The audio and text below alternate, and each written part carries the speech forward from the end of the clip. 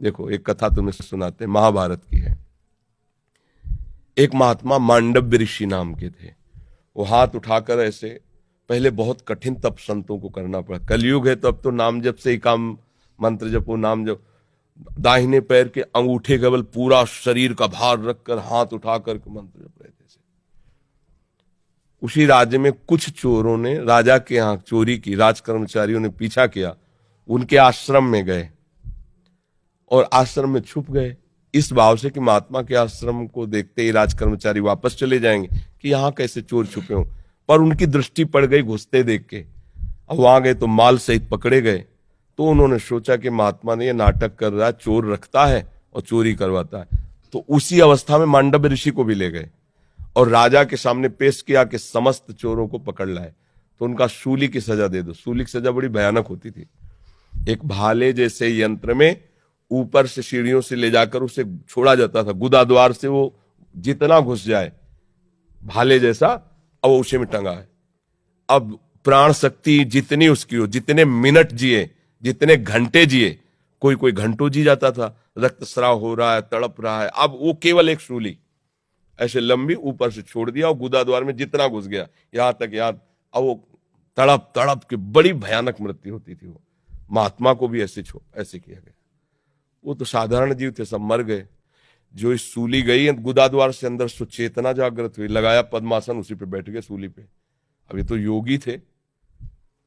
अब वहां बधशाला में तब जाया जाता है जब दूसरा कोई राजा है, तो 2-4 रोज तो हो ही जाते थे अपराधी।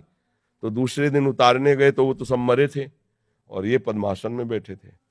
भाग के गए, राजा से बताया। राजा ने कहा ये तो बड़ा अपराध बन गया, कोई ऋषि आ गया, तुमने वे क्यों नहीं बताया ऋषि।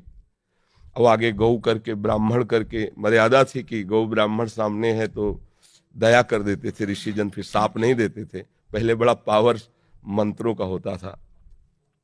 हाथ जोड़, महाराज हमें बिल्कुल पता नहीं कि ऐसा आप यहाँ कैसे लाए गए, मुझे बिल्कुल पता नहीं, अब मुझे क्षमा कर दीजिए, मैं बिल्कुल नहीं। बोले मुझे आपसे कोई मतलब नहीं, पहले ये निकलवाओ सूली। लाख कोशिश की गई, सूली निकली नहीं। तो उनका काट दो, तो ऐसे काट दिया गया, सूली काट दी गई। सीधे वहां से अंतर ध्यान हुई, धर्मराज के पास पहुंचे, क्योंकि पावरफुल महात्मा थे।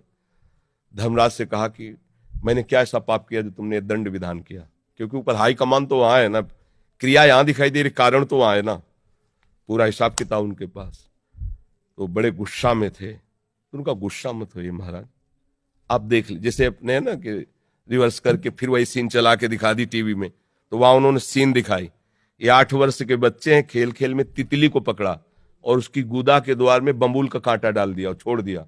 तड़प तड़प के वो तितली काफी समय में, बम्बूल का कांटा बड़ा होता है, तो जानते उसका परिणाम क्या आया, सूली उनके गुदा में डाली गई महात्मा होने पर भी। अच्छा, गुदा से कांटा निकाला नहीं तो सूली निकली नहीं।